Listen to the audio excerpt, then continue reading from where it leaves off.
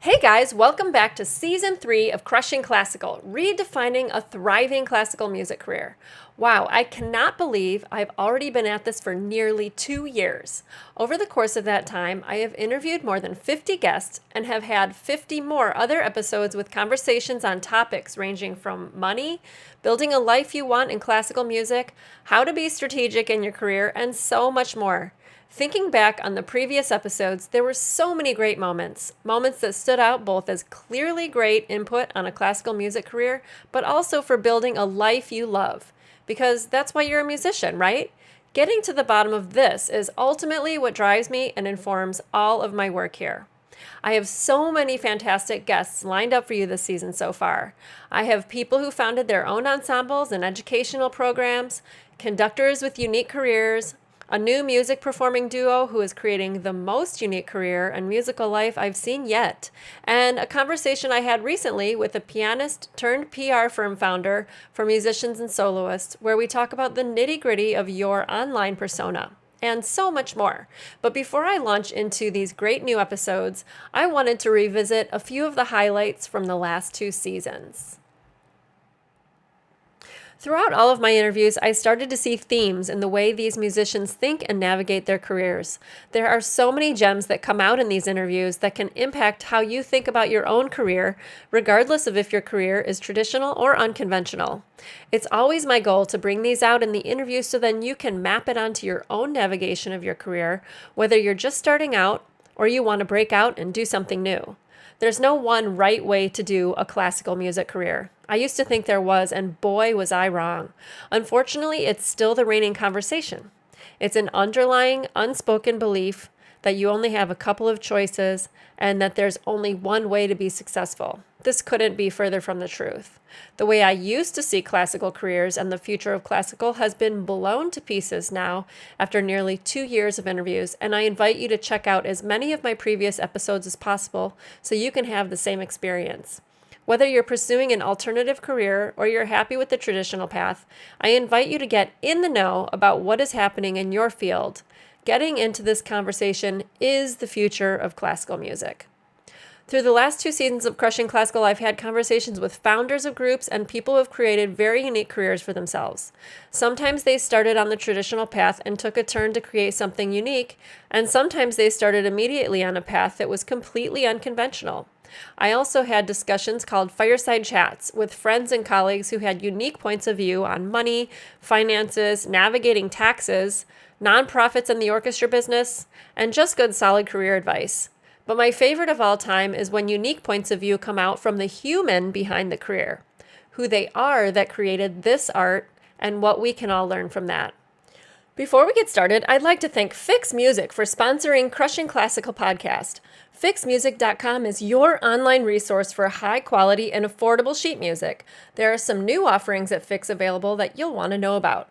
Now there's organ music, lots and lots of choral music, as well as orchestral parts that you may need for concerts or auditions. And guess what? They are also actively working with choral and orchestra directors to help them plan their seasons. So if you're a program director and you want some help on choosing pieces for your season you may not have already thought of, contact Fix Music today through their website. And as always, free shipping on all domestic orders. Check out fixmusic.com for your sheet music needs and use the link in the show notes to receive 10% off your first order. So, for the selection of highlights, I chose a selection from these examples. Starting with the Uber Practical, my all-time highest download episode is an episode we did with Philadelphia-based cellist and real estate broker Jonathan Fink. We broke down some key elements in the money mindset, and it still gets downloaded by newcomers to the podcast each and every week for over a year. If you haven't heard this episode, check out Fireside Chat number 21, Money Talk 2.0.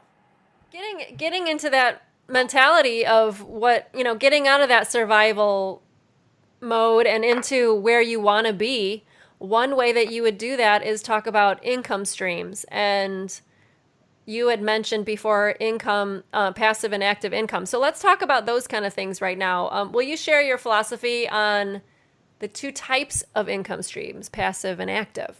Okay, well, so let's talk about what they are. And this is one of these economic things that people just know, but they don't know that they know it. Right? Everybody is this is gonna make sense to everybody that's listening, even if they've never taken an economics course.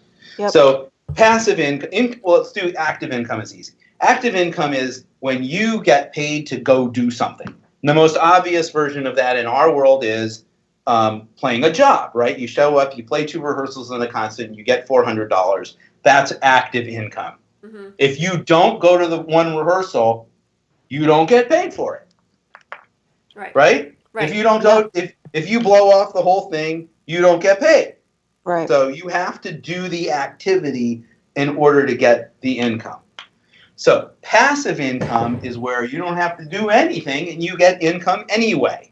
Mm-hmm. So there's all kinds of examples of this. The most basic one is interest income. If you have a whole bunch of money in the bank, it throws off money every month or year, and that's interest, and that's interest income.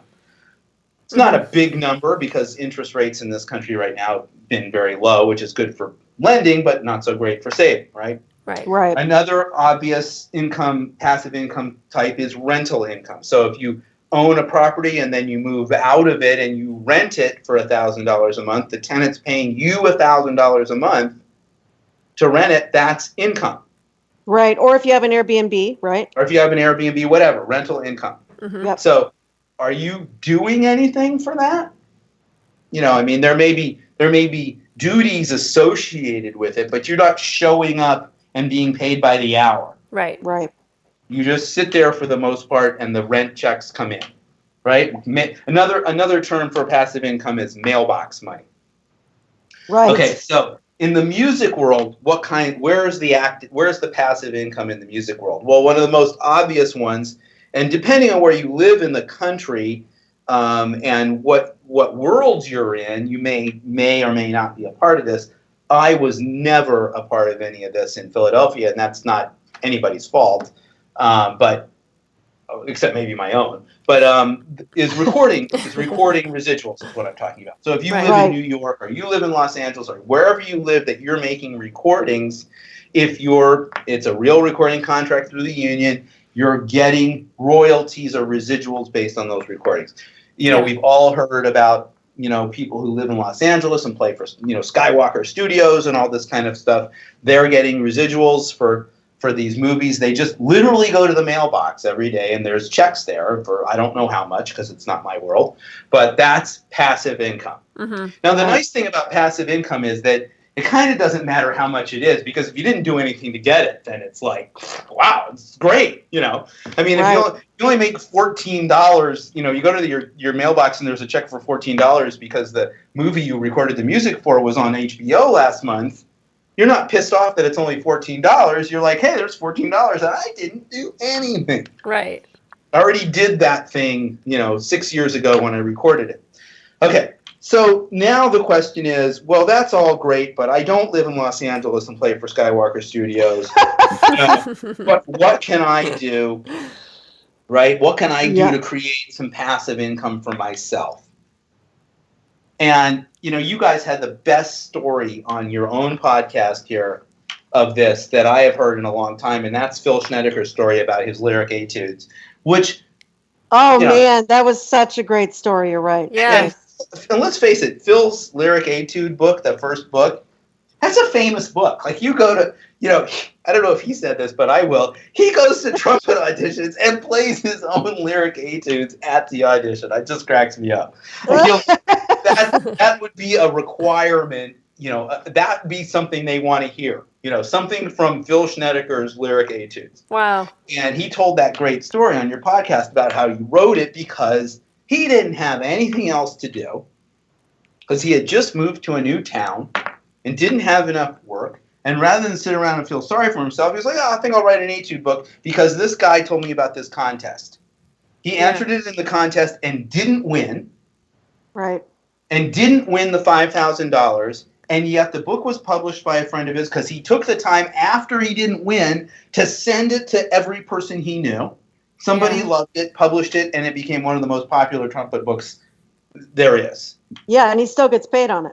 He's still getting paid. And like he said on the podcast, And I guarantee I've made more than $5,000 from that.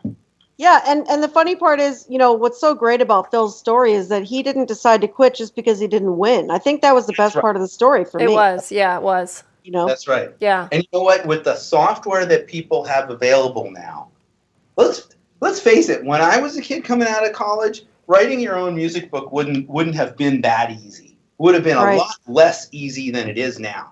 But if you've got, every kid coming out of college has Finale or whatever on their computers. Yeah. I mean, write a book. Write a scale book, for God. Write a gift book for whatever your instrument is. It's true. Probably using arrangements of stuff right now that you scrawled out for yourself to play wedding jobs. Put them in a book and self-publish it or get it published. The ideas are endless. Anybody can record now. Start recording yourself. Yeah. You've got nothing else to do.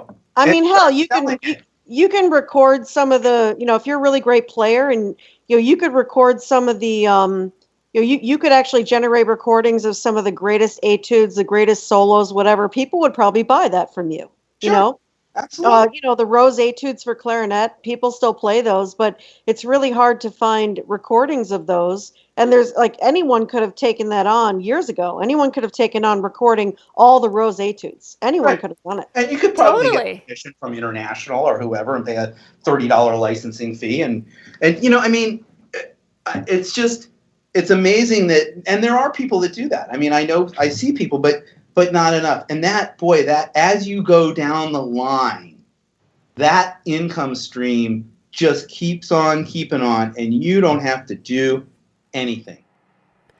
The second practical money clip is a concept that I hadn't even considered before when contemplating saving money. We had financial strategist Mike Bosse on to discuss a key concept of saving and investing money that the big banks and mainstream financial talking heads would never want you to know. That's hysterical. That's awesome. All right, so here's another example. Let's shift gears a little bit. Okay. Get your paper out. Okay. And you need to draw a stick figure. Okay, I can do that. So I have to draw a man with a head and all. Okay. You have to draw, yeah. Okay. This is profound, so simple and yet very, very profound. Okay. This guy, this is a gentleman named Guido. And Guido, if you've ever been to New York City, they have these street side stands where you can buy fresh fruit and flowers and stuff. And Guido is a milk vendor. Okay. He sells milk. Okay. And so at 6 o'clock in the morning, and he has $100 in his business. So at 6 o'clock in the morning, he goes to the milk wholesaler and he buys $100 worth of milk. And he carries it over to his street side stand and he sets up shop.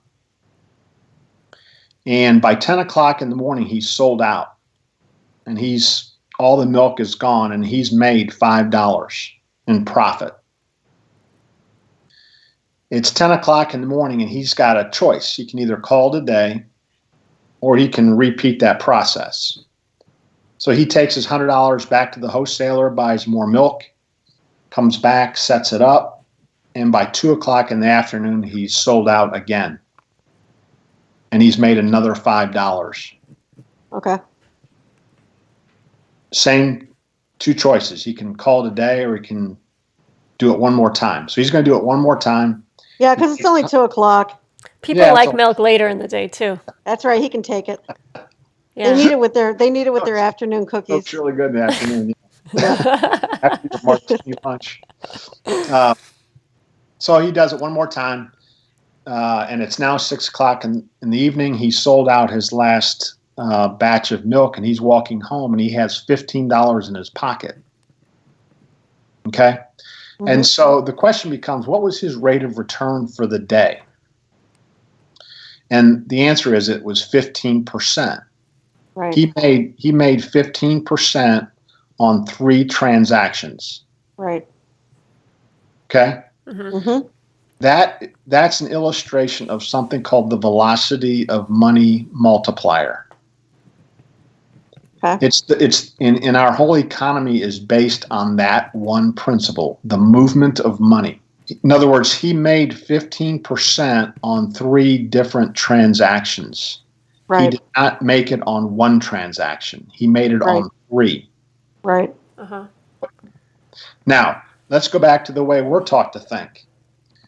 If we were following Dave Ramsey or Susie Orman or one of the other financial talking heads, we would have put that $100 into, let's call it a CD, where it would have to sit in a bank for a year to make 5%. Right. Okay? That's because that's based on something called the accumulation theory. Accumulation says just park your money and don't touch it. Let the beauty of compound interest work for you. Right. Okay, let it compound year after year after year. Mm-hmm. How the financial institutions work is through this, and really all business is based on this movement of money, the multiplier theory. And so going back to our house example, for example, why would a financial institution incentivize you and I to do a 15-year versus a 30-year mortgage? If you think of it from the bank's perspective, they will incentivize you to do a 15-year mortgage versus a 30-year mortgage, right, by giving you a lower interest rate, right? Right, because they can get higher payments, which is more cash from you faster. That's right. A 15-year mortgage, yes, you're saving a little bit in interest, but you're paying a whole lot more every month. Mm-hmm. And you think you're being smart because you're paying off your debts, you're paying off your mortgage sooner. Right. That's right. That's right. Okay. And so again, going back to Guido, the financial institutions incentivize you to give them more money every month so that they can make another loan. Oh. So to someone else. To somebody else. The more money they have, the more money they can loan out. That's right. And so the more money they make. That's right. In turn, like automatically. For them, the whole game is about this turnover of dollars. And again, it goes back to, why are we taught this? Why are we taught to park our money, never touch it? Meanwhile, they're doing something that's totally the opposite of that. They're multiplying. The bank is like Guido, doing multiple transactions every single day, but we're not. Every day. Yeah. Yep. That's right. We're taught to park it, never touch it. Meanwhile, they're doing just the opposite. Wow, that's fascinating stuff. This was a really fun episode. You can hear the entire talk with Mike on Fireside Chat number 26, Money Minded, How to Save, Spend, and Invest Like the Banks Do. Moving on to more practical advice from 2 founders of ensembles that I had on the show, Christopher Roundtree of the Los Angeles ensemble Wild Up, and Alicia Lawyer, founder of Rocco Ensemble in Houston, Texas. One of the things I love to do on this podcast is get nitty-gritty, real advice from founders on founding their endeavor, on exactly what they did and how they did it. Here, Christopher Roundtree explains Wild Up's business model. So Wild Up became an ensemble early on that was presented by a number of different venues, and that's been our model since the beginning. And what's that? It's really let me move away from what a lot of ensembles like us have done, which is just work on individual donations. Mm-hmm. And it let us wait to become a 501c3, a nonprofit. It let us wait until year 6. And so in year 5, we worked on it all year. And because we'd had 5 years of making work and being documented in a number of good reviews and different sources, and some albums we'd already made, we had this kind of body of work before we incorporated to be a 501c3. And I think that was a really good choice, because then, in a way, the board kind of found us. Okay. And people kind of said, hey, you're making this thing. That's incredible. Why can I not? So we were fiscally sponsored by another group, which means someone received money from us, and then it was a tax deduction, and they took 10% out and gave us 90%. And someone said, I don't want to give you a lot of money because 10% of it will go to this other company, and I don't want that. Oh. Can you please become a 501c3? And when someone's saying that to you, that's such a clear, it's so clear. It's like, oh, well, yeah, okay. I mean, but also, do you want to be on the board? There's this thing. So really, I found the board members over years in making relationships with a number of people. And it was a very kind of powerful, experience to like have all of these supporters come out of the woodwork and want to become our boss. Yeah. It's really, you're hiring your own boss. That's when you're forming a board. And in the next clip, Alicia Lawyer, founder of ROCO of Houston, shares her impactful point of view on fundraising. It's not about me. It's not about, it's about growing something for a city, a community, connecting people. It's not about me at all. That's great. I have no problem with it at all. I actually find it to be quite fun.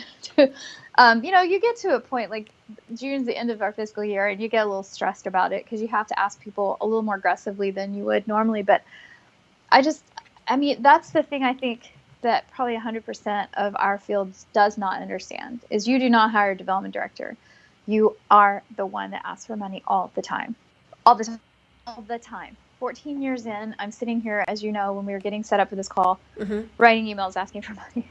And you do it in a myriad of ways. You can't just, every person, every foundation, every corporation is different and unique in a relationship. And I think the biggest piece of what ROCO does is building relationships. And our mission of shaping the future of classical music is huge, but it's through energizing, modernizing, and personalizing what we do. And personalizing is the biggest thing.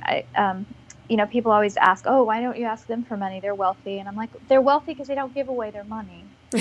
And so that's actually not sometimes the biggest supporter. You'll be surprised who can support you. And it's just, a relationship. And I don't think people understand, if you want to start something, unless you are really willing every single day to talk to people constantly about what you do. And there's still tons of people that don't know what ROCO is in Houston. And ask them, be blunt, and ask them for something. I think that's really, even to this day, yes, I hired a development director about 5 years ago, but it's still a lot me individually asking, and which is great. But unless you can do that, you cannot hire someone else to do it, because you're the one with the passion. Right. You're the one that can speak it, and you can speak it into someone.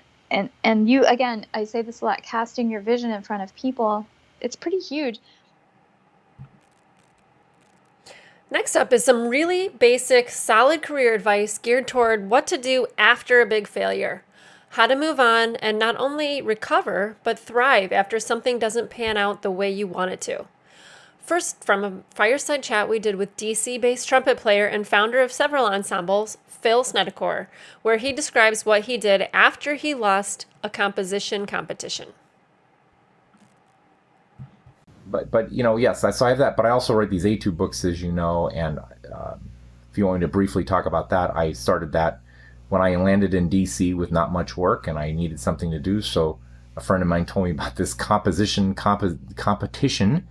that they were saying, write an etude book and we'll give you, if you win, we'll give you $5,000. So I entered that competition and wrote my first lyric etudes for trumpet and sent it in and did not even place. And I was like, well, this sucks. And so then I sent it to I sent it to some friends of mine. I sent it to, Barb and Charlie, and I sent it to some other people, and I sent it to Vinny DiMartino. And Vinny DiMartino calls me the day he gets it. And he goes, hey, Phil, these are great. I'm going to send this to my friend Dennis Avey at Robert King and tell him to publish it. He did, and then it just took off. Wow, that's great. Since written, 4 other books for various instruments off of that, and I just finished my second Lyrical Etudes Volume 2, which has been pretty successful. So that's great. Again, with no composition formal training, I just sat down and wrote these, and it struck a nerve with people because they're lyrical and they take interesting turns, and they're not that hard. Well, here's another thing. I'm sorry. Go ahead, Phil. Sorry. I was going to say there was a market and a need for an etude book that wasn't going to kill you. That was, and again, those ones that are like the Biche and the top tones. There's market for those because they really test your endurance, and you have to be a really great player to get through them.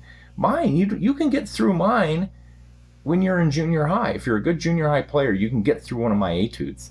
It might not be the way David Bilger gets through my etudes, but you can get through it, and there's a lot to learn from that. So there was a market for that. Go ahead, Eileen. Well, here's what I was going to say, Phil. So another really big lesson out of what everything you just said is, you found a competition. You said, I'm going to do an etude book. You wrote the etude book. You submitted it, and you didn't win. You could have cried in your soup and shoved the etude book in the bottom of a drawer. What you did was you took it out and you sent it to a bunch of people.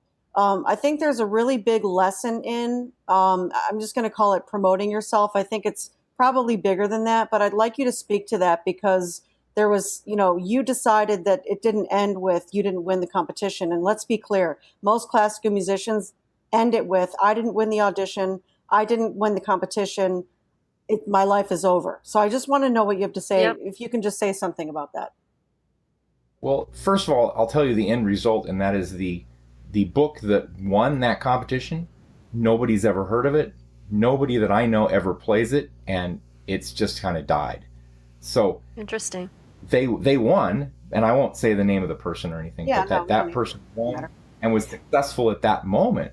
But over the life of my book, I've made way more than $5,000 off that book, and it's been wildly successful. So I kind of believed in it. I think you have to believe in your product. Your product, whether it's an etude book or your own playing or whatever you've invented or are creating. And we're artists, so we're creating every day. When we go out and give a performance, we're creating. You have to believe in that product. It's just like if you invent some piece of computer equipment and you're selling it, you can't think it's a piece of crap and go sell it. You have to think, this is really cool, I like this, and I think other people are going to like it, and you have to believe in it.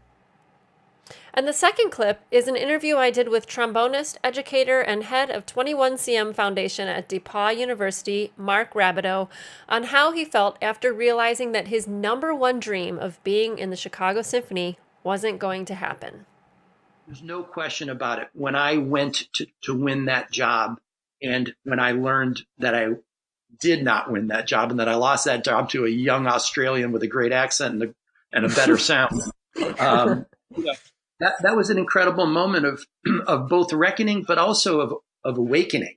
And for me, that's a really exciting thing to have experienced, and also to still remember what that feels like when I think about young people today. Yeah. So tell me about what you mean by awakening. So I'm sure there was a disappointment at first, right? When you realized you didn't win. Oh, I think it's more than disappointment. It's devastation, right? Okay. I mean, and I think that's, part of the message is that, that there's an enormous amount of pressure on anyone. Yeah. If you think of any one audition being the definition of your own life's success, the weight of that just sounds burdensome to me. I'm so thankful that there's not any one moment in my life where I think it fully defines me. I really like what you said about having an awakening, like right kind of soon after that audition for the Chicago Symphony. But take me back to like right after. So right after you're devastated. And then how were you able to get from devastation to awakening? Because that is a huge gap between devastation and awakening, and awakening is almost like the pinnacle of a place to be when you're looking at what's possible in your career. So how do you get from devastation to awakening? Boy, Trace, I appreciate that question because I've never really thought about it in that framework. And really, I'm thinking of two moments. Okay. But for me, it was about going back home and maybe all that goes with going back home. So I was devastated by it. And what I decided to do was to kind of take a gap year. I hadn't taken any kind of break from schooling. And, I wrapped up my master's degree and I went back home for a year. And I went back home, not to my mom and dad's place, but rather I lived with a younger brother who I'd been thinking about a lot and even worrying a little bit about. And my older brother, one of my older brothers, Thomas, who's a really crazy creative person. And so I lived with two of my brothers and one of my very best friends. And I went and studied again with Dave Sporny. I wanted to go back to the guy that had showed me initially that I can do this, that that this is something that's part of my future and part of my DNA. And so I went back and I took a class or two at the University of Massachusetts thinking about whether or not I wanted to redirect. I only saw two options in life: win that job in the CSO or be a high school band director. And that seems so myopic. And remember that for me, that was all of a sudden I was expanding my palette, right? I only saw one tour as, in the as an option. And all of a sudden I'm saying, well, maybe just like the Academy tells us, you're either a performer or you're a music educator. Maybe I'm a music educator.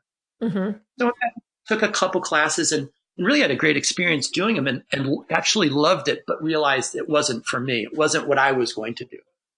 And so I'd kind of answered that question, but I'd also answered the question about home and family and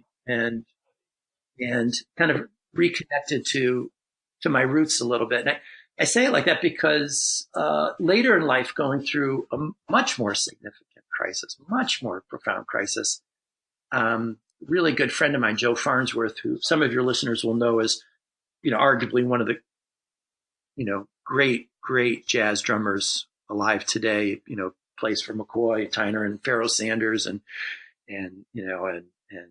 Eric Alexander. He's in the All for One, One for All group there. And, great. And I remember going through, after I go through my divorce and talking to Joe, he said, go back to your roots and find that big-hearted Mark Rabideau that everybody loves so much. And so for me, I think it was going back to my roots a little bit. And some of that was just getting recentered and learning a little bit more about Mark Rabideau and a little bit more about what I really do offer the world and to understand that it wasn't as narrowly defined as winning any one audition or deciding to jump off of my dream train and hop onto a backup plan and just to accept that as truth. The last 4 excerpts focus on my favorite and most important quality you can have as a classical musician: self-awareness. All of my guests have this quality, but here are 4 clips from interviews that really stand out in my mind. Their stories are remarkable because the level of self-awareness is through the roof, to the point of being unaffected by surrounding status quo and people's opinions about how you should do things. In each of these examples, the musician explored and led themselves by an energy that they found within, an energy that was truly theirs. The first 2 clips are from musicians who literally created their own genres. These are 2 of the most unique careers I've seen in classical, let alone music itself. The first one is Murray Hidary, who created a unique concert experience called Mind Travel. In Murray's short clip, he describes how he built a unique musical language and a unique musical experience for his audience. So can you describe the experience that you provide for your concert goers? Yeah. Would you call them concert goers? So, I call them participants. Okay. And I call them participants as opposed to audience, because audience, again, is part of that old paradigm, that old model of entertainer, performer, and audience, with a stage and a separation between the two.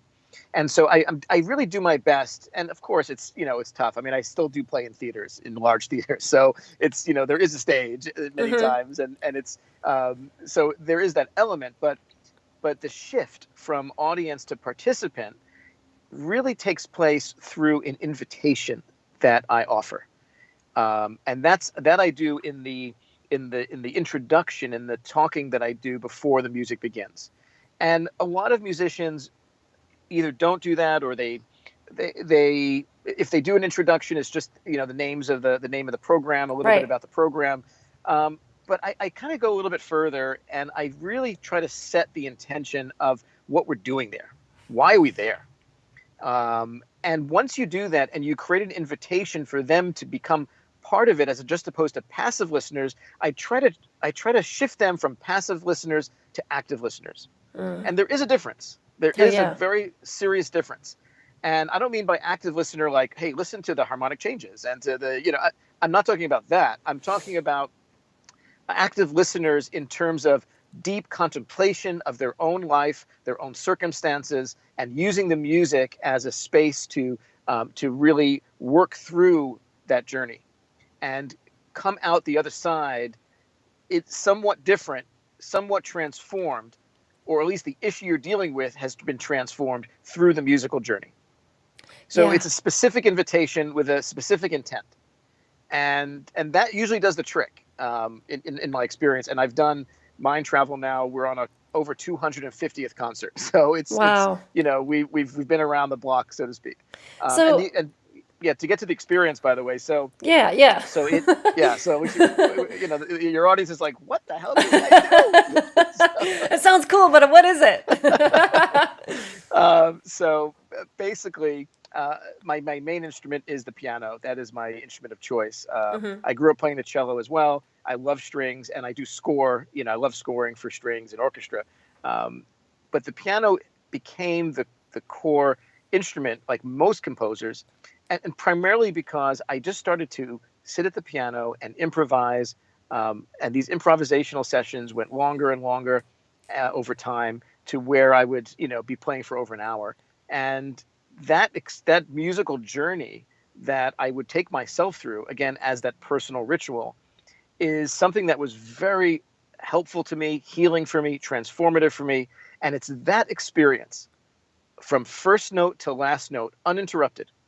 There's no, it's not 5-10 minute pieces that I just do in succession. They're not memorized. Each one is what I call a real-time composition. So it's in a musical language that I've developed, and it has, a series of influences, and we can go into that later. But that language is what I emote in, what I express in. And so if you came to several different Mind Travel experiences, you would recognize the language. You would say, yes, that's Murray, that's Mind Travel. Okay. But each one would have its own personality. Awesome. Right? In the same way that I use the same words in the English language, my fluent language, I use the same words in lots of different combinations and ways to express different ideas from one conversation to another. That's a great way to explain it. Right. How it's like a totally different experience, yet it's still similar because of the influences and the language that you use. And the building blocks of it, right? I mean, so much of the, I'm very influenced by, the minimalist movement, kind of post-minimalism, as well as a lot of Eastern music and Eastern traditions. And so there's these patterns and musical blocks, like Lego blocks, that I've developed and I keep developing. I keep creating and finding new ones. And then they become part of my lexicon, my musical lexicon that I draw upon. And just find their way, woven throughout the music. So that's what's happening on a experiential musical level. And then the setting for that is the other half of the equation. The second musician is Amir El-Safar, a jazz trumpet player who, in search of his own unique style, goes on a search to discover the music of his own ethnic roots in Iraq. In Amir's clip, you get to hear how Amir worked through the idea of taking an ancient traditional music style, one that is at his roots of who he is, and how he navigated using that style and blending it with his own unique creativity to bring something completely different to his audience. The amazing part that you'll hear in the whole episode is that during the journey, he went to study in the Middle East and Iraq right after September 11th, which was difficult for obvious reasons, and he had a lot of work to do and not a lot of time to do it. And I guess today, when I think about responsibility, there's two ways that it works. One is to preserve and sort of keep this musical language and tradition alive. Yeah. And there are periods of time where I'm really focused on that, and periods where I'm getting further away from it. But that's one aspect, and so that's actually why I'm going to bring my teacher Hamid to the U.S. To do some teaching and performing. He'll actually be at Duke in October, which is not too far from you. No, it's very close. Yeah, but the other side of it, and this is the sort of more nuanced part, is where it's preservation through innovation, if that makes sense. in the sense that I'm bringing these melodies and this tuning system and this whole modal approach into contact with jazz and contemporary classical music so that it can interact with these newer ways of musical sound and ways of making music, so that we can now, it can become integrated and be part of the conversation. So in that sense, I don't, like, I used to feel a bit torn, like, okay, if I'm going to do my own thing with this music, am I losing, am I no longer being faithful to its tradition? And in fact, doing my own thing with it is being faithful to the tradition, because all traditions are in a state of evolution and change. And so at any moment, it's necessary to find what's the next possible, what's the next way that, how does music make sense today at this moment? So yeah. It is so common to feel pressure about winning a job by a certain age, getting to a certain career milepost, or even pressure to not live your life in the way that you really truly want to because of music. This pressure can come from family, friends, peers, yourself, or even society. A classical musician career is a difficult one, and you dedicate your life to it. Navigating these choices is tough. I really loved one guest's point of view on the subject, which I think is relevant for all musicians regardless of what they want in life. Conductor David Robbie shares about his decision to really put blinders on, to keep his eye on what he wants in his career without falling prey to what other people think. Some people feel that when they get to a certain age, they need to have this. They need to, be married, have children, have a house, by this age. Mm-hmm. If that's what you want, then great, but there are going to be compromises you'll have to face. And, I didn't want to compromise what I've been wanting to do since I was 15, because it'd be like trying to climb a mountain and then you like the view so much halfway up that you just decide to set up camp there and enjoy it. And that's fine if you want to, but I want to keep going. My final example for this highlights episode is Steve Hackman, creator of Stereo Hideout, a unique project of classical music and pop mashups that he arranges, that he takes around the country and conducts as a guest conductor. Steve, like so many musicians I've talked to on and off the podcast, land at the end of their education and realize what the conventional choices are based on the path they had chosen, and they're less than thrilled. As Steve navigated creating his unique career, there came a crucial point, a pivot point that so many musicians have had, which I call the fuck this moment, and his happened when he was offered what he had previously thought would be his first dream job, a place that he was told would launch his career in the direction it was supposed to go. Well, if that direction was the direction he still wanted it to go, which it wasn't.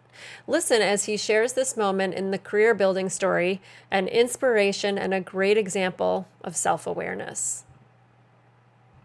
I want to ask you, because we'll get there, but I want to ask you about your defining moment, your fuck this moment, it was really great because I asked you about it on our previous call and you described the moment before I even got to ask you the question. It was like you knew kind of that really was such a crucial part of the story of your career. So I want to know what the moment was in your career when you realized that you had to go a more difficult path. You were at this crossroads where you were like, I can do this thing or I can do that thing. And the difficult path is what I want to do, even though I have no idea what's going to happen.